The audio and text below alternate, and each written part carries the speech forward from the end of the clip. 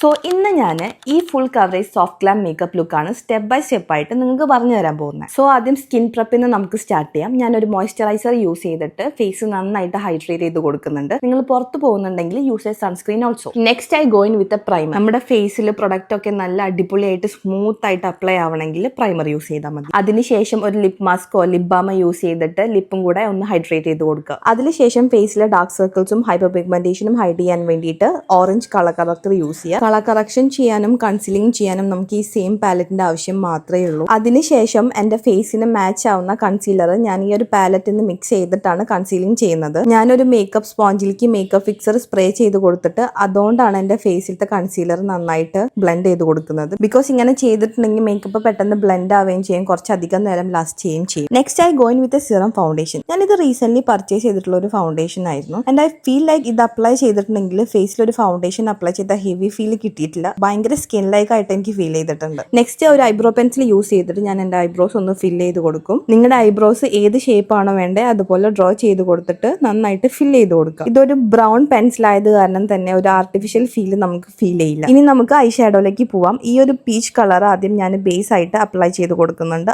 After this ഒരു ഈ soft pink beach colour ഞാൻ കോർണേഴ്സിൽ നിന്ന് ഉള്ളിലേക്ക് ബ്ലെൻഡ് ചെയ്ത് കൊടുക്കുന്നുണ്ട്. ഇനി ഈ ഒരു ഗ്ലിറ്റർ ഷെയ്ഡ് എടുത്തിട്ട് വീണ്ടും കോർണേഴ്സിൽ നിന്ന് ഉള്ളിലേക്ക് നന്നായിട്ട് ബ്ലെൻഡ് ചെയ്ത് കൊടുക്കുക. എക്സ്ട്രാ ആയി വന്ന് നിൽക്കുന്നത് മേക്കപ്പ് സ്പോഞ്ച് യൂസ് ചെയ്തിട്ട് തുടച്ചു കളയാം. ആൻഡ് ഒരു സെറ്റിംഗ് പൗഡറും ബ്രഷും യൂസ് ചെയ്തിട്ട് മേലെ നന്നായിട്ട് ഐ ഷാഡോ ബ്ലെൻഡ് ചെയ്ത് കൊടുക്കുക to get that natural look. ഇനി ഒരു ചെറിയ വിങ്ഡ് ലൈനർ നമുക്ക് വരച്ചു കൊടുക്കാം. എപ്പോഴും ഇതിന്റെ ടിപ്പിൽ കുറച്ച് മാത്രം എടുക്കുക, എന്നാലാണ് നമുക്ക് ആക്യുറേറ്റ് ആയിട്ട് ഒരു ലൈൻസ് വരയ്ക്കാൻ പറ്റുള്ളൂ. ഇതൊരു മെറൂൺ ലിപ് ലൈനർ ആണ്, നമുക്ക് കാജലായിട്ടും യൂസ് ചെയ്യാം. ഞാൻ കണ്ണിന്റെ താഴെ ഇത് നന്നായിട്ട് എഴുതി കൊടുക്കുന്നുണ്ട്. എന്നിട്ട് ഒരു ബ്രഷ് യൂസ് ചെയ്തിട്ട് നന്നായിട്ട് ബ്ലെൻഡ് ചെയ്യുന്നുണ്ട്. ഇനി കണ്ണിനെ നന്നായി പുറത്തേക്ക് എടുത്ത് കാണിക്കാനും ആ ഒരു ഡോളായി ലുക്ക് കിട്ടാൻ വേണ്ടിയിട്ടും അപ്പർ ലാഷിലും ലോവർ ലാഷിലും നന്നായിട്ട് മസ്കാര അപ്ലൈ ചെയ്ത് കൊടുക്കുക. ഇനി നമുക്കൊരു ക്രീം ബ്ലഷ് അപ്ലൈ ചെയ്ത് കൊടുക്കുക. ഞാൻ ഈ കാണിക്കുന്ന പോയിന്റ്സിൽ ബ്ലഷ് അപ്ലൈ ചെയ്തിട്ടുണ്ടെങ്കിൽ കുറച്ചും കൂടെ ലിഫ്റ്റഡ് ആയിട്ടുള്ള ഒരു ലുക്ക് നമുക്ക് ക്രിയേറ്റ് ചെയ്യാം. ഇനി ഒരു സെറ്റിംഗ് സ്പ്രേ യൂസ് ചെയ്തിട്ട് നമുക്ക് ഈ ഒരു ഹോൾ മേക്കപ്പ് ലുക്കിനെ സെറ്റ് ചെയ്ത് കൊടുക്കാം. After this I'm going in with a powder blush to get that pinkish look. ഇനി ഈ ഐ ഷാഡോ പാലറ്റിത്തെ ഗ്ലിറ്റർ ഷെയ്ഡ് ഞാൻ ഹൈലൈറ്റർ ആയിട്ടാണ് യൂസ് ചെയ്യുന്നത്. ഞാൻ ഈ കാണിക്കുന്ന പോയിന്റ്സിലൊക്കെ അപ്ലൈ ചെയ്ത് കൊടുക്കും. ഫോട്ടോസിലൊക്കെ ഒരു ഗ്ലാസ് സ്കിൻ ഫീൽ നമുക്ക് കിട്ടും. ഇനി ലിപ്സ് ഒരു ഫുള്ളർ ലുക്ക് കിട്ടാൻ വേണ്ടിയിട്ട് ഞാൻ